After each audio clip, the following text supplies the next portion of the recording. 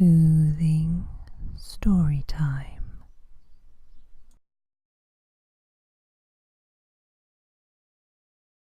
The story of the 3 bears. Once upon a time, there were 3 bears who lived together in a house of their own in a wood. One of them was a little, small, wee bear, and one was a middle-sized bear, and the other was great, huge bear. They all had each a pot for their porridge, a little pot for the little, small, wee bear, and a middle-sized pot for the middle bear, and a great pot for the great, huge bear, and they each had a chair to sit in, a little chair for the little, small, wee bear, and a middle-sized chair for the middle bear, and a great chair for the great, huge bear, and they each had a bed to sleep in, a little bed for the little, small, wee bear, and a middle-sized bed for the middle bear, and a great bed for the great, huge bear. One day, after they had made the porridge for their breakfast and poured it into their porridge pots, they walked out into the wood while their porridge was cooling, that they might not burn their mouths by beginning too soon to eat it. And while they were walking, a little old woman came to the house. She could not have been a good, honest old woman, for first she looked in at the window, and then she peeped in at the keyhole, and seeing nobody in the house, she lifted the latch. The door was not fastened, because the bears were good bears who did not harm, and never suspected that anybody would harm them. So the little old woman opened the door and went in, and well pleased she was when she saw the porridge on the table. If she had been a good little old woman, she would have waited till the bears came home, and then perhaps they would have asked her to breakfast, for they were good bears, a little rough or so, as the manner of bears is, but for all that very good-natured and hospitable.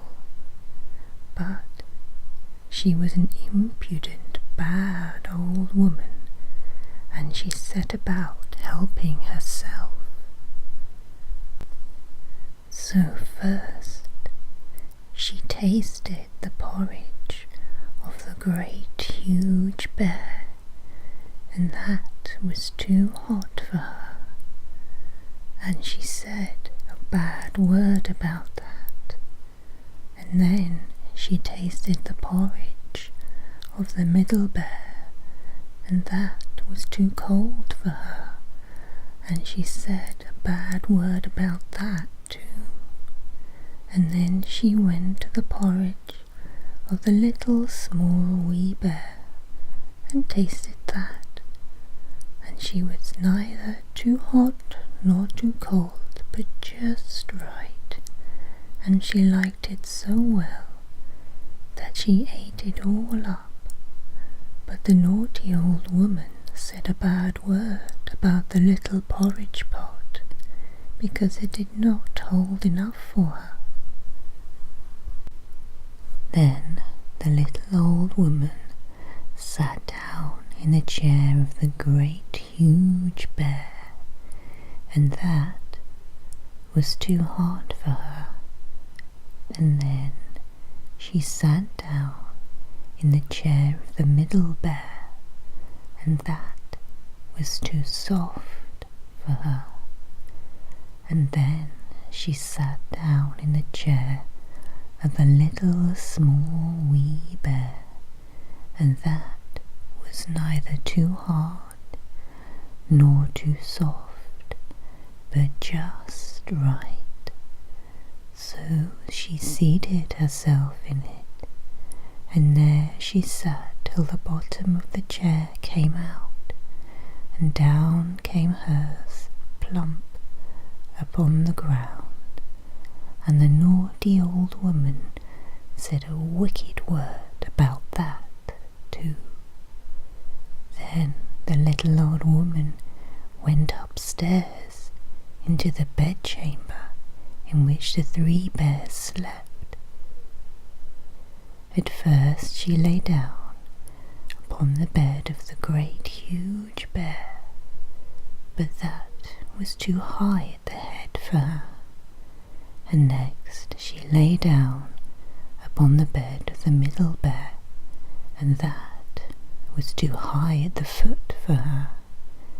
And then she lay down upon the bed of the little small wee bear, and that was neither too high at the head nor the foot, but just right. So she covered herself up comfortably and lay there till she fell fast asleep. By this time the three bears thought their porridge would be cool enough, so they came home for breakfast. Now the little old woman had left the spoon of the great huge bear standing in his porridge. "Someone has been at my porridge," said the great huge bear in his great rough, gruff voice. And when the middle bear looked at his, he saw that the spoon was standing in it too. They were wooden spoons. If they had been silver ones, the naughty old woman would have put them in her pocket. "Someone has been at my porridge," said the middle bear in his middle voice. Then the little small wee bear looked at his, and there was the spoon in the porridge pot, but the porridge was all gone. "Someone has been at my porridge and has eaten it all up," said the little small wee bear in his little small wee voice. Upon this, the three bears, seeing that someone had entered their house and eaten up the little small wee bear's breakfast, began to look about them. Now the little old woman had not put the hard cushion straight when she rose from the chair of the great huge bear. "Someone has been sitting in my chair," said the great huge bear in his great rough, gruff voice. And the little old woman had squatted down the soft cushion of the middle bear. "Someone has been sitting in my chair," said the middle bear in his middle voice. And you know what the little old woman had done to the third chair. "Someone has been sitting in my chair and has sat the bottom out of it," said the little small wee bear in his little small wee voice. Then the three bears thought it necessary that they should make farther search, so they went upstairs into their bedchamber. Now the little old woman had pulled the pillow of the great huge bear out of its place. "Someone has been lying in my bed," said the great huge bear in his great rough, gruff voice, and the little old woman had pulled the bolster of the middle bear out of its place. "Someone has been lying in my bed," said the middle bear in his middle voice. When the little small wee bear came to look at his bed, there was the bolster in its place, and the pillow in its place on the bolster, and upon the pillow was the little old woman's ugly dirty head, which was not in its place, for she had no business there. "Someone has been lying in my bed, and here she is," said the little small wee bear in his little small wee voice. The little old woman had heard in her sleep the great rough gruff voice of the great huge bear, but she was so fast asleep that it was no more to her than the roaring of wind or the rumbling of thunder. And she heard the middle voice of the middle bear, but it was only as if she heard someone speaking in a dream. But when she heard the little small wee voice of the little small wee bear, it was so sharp and so shrill that it awakened her at once.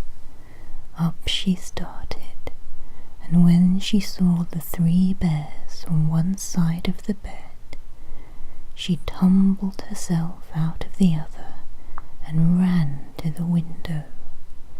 Now the window was open, because the bears, like good tidy bears as they were, always opened their bedchamber window when they got up in the morning. Out the little old woman jumped, and whether she broke her neck in the fall, or ran into the wood and was lost there, or found her way out of the wood and was taken up by the constable and sent to the house of correction for a vagrant as she was, I cannot tell, but the 3 bears never saw anything more of her. The end.